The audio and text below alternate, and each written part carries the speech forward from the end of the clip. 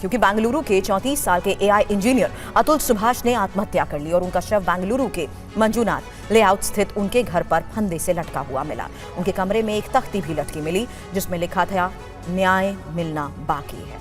अतुल सुभाष ने सुसाइड से पहले पत्नी और उनके परिवार पर प्रताड़ना के गंभीर आरोप लगाते हुए 24 पन्ने का सुसाइड नोट छोड़ा है। साथ ही उन्होंने मौत से पहले करीब 1.5 घंटे का एक वीडियो भी बनाया था जिसमें उन्होंने उन हालात का जिक्र किया जिसकी वजह से उन्हें सुसाइड करने के लिए मजबूर होना पड़ा।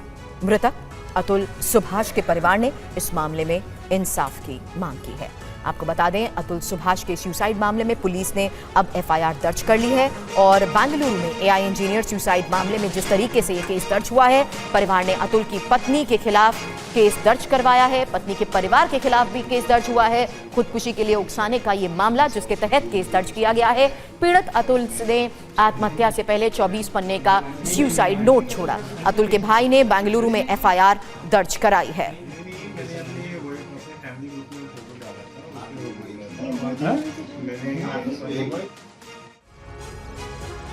अतुल सुभाष ने सुसाइड से पहले 1.5 घंटे का एक वीडियो रिकॉर्ड किया जिसका एक हिस्सा अब आप देखिए। मेरा नाम अतुल सुभाष है। मैं तकरीबन 34 साल का हूं। बैंगलोर में रहता हूं। आज मैं सुसाइड कमिट करने जा रहा हूं। इसका कारण 5 लोग हैं। पहला, प्रिंसिपल फैमिली कोर्ट जज जौनपुर नीता कौशिक। दूसरा, मेरी पत्नी निकिता सिंघानिया जो कि एक्सेंचर कंपनी में काम करती है दिल्ली में। तीसरा, मेरी मदर इन लॉ निशा सिंघानिया जो कि जौनपुर में रहती हैं। चौथा, मेरा ब्रदर इन लॉ अनुराग सिंघानिया जो कि और उर्फ पीयूष सिंघानिया, अनुराग उर्फ पीयूष सिंघानिया जो कि जौनपुर में रहता है। पांचवा, मेरे पत्नी के अंकल सुशील सिंघानिया जो कि जौनपुर में रहते हैं। आपको बता दें, अतुल सुभाष ने अपने सुसाइड नोट में कई गंभीर आरोप लगाए हैं और एआई इंजीनियर अतुल सुभाष का ये सुसाइड नोट 24 पन्नों का है। 24 पन्नों के सुसाइड नोट में उन्होंने अपना दर्द बयां किया है। सुसाइड नोट में बेटे व्योम के नाम एक मैसेज है। पैसों के लिए बेटे के इस्तेमाल के आरोप भी लगाए हैं। उत्पीड़न से तंग आकर जान देने की इस सुसाइड नोट में बात कही गई है।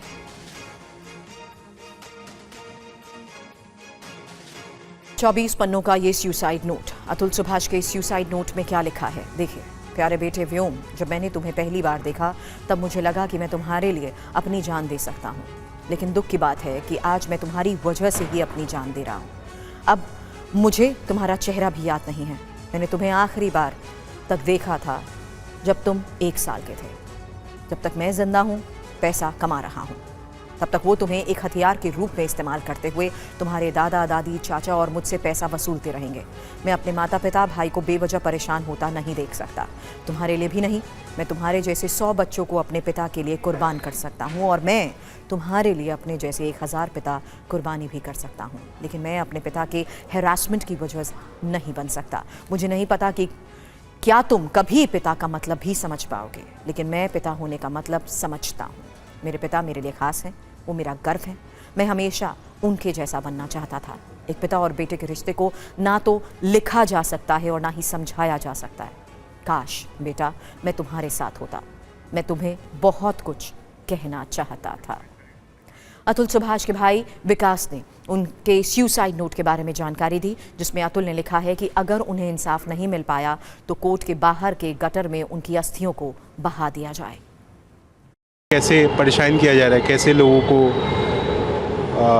शादी करके बर्बाद किया जा रहा है। या तो वो बर्बाद हो जा रहे हैं या अपने आप को ऐसे ही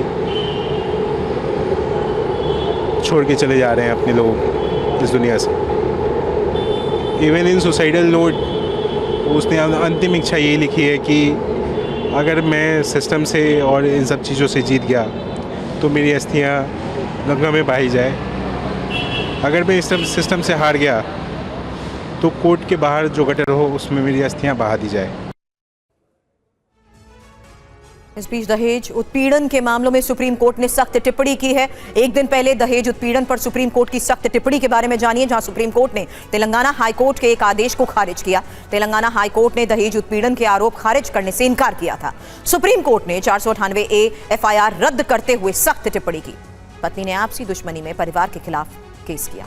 कई बार धारा 498A का गलत इस्तेमाल होता है। पति उसके परिवार के खिलाफ दुरुपयोग की शिकायत और 498A के तहत दहेज प्रताड़ना का केस दर्ज किया जाता है।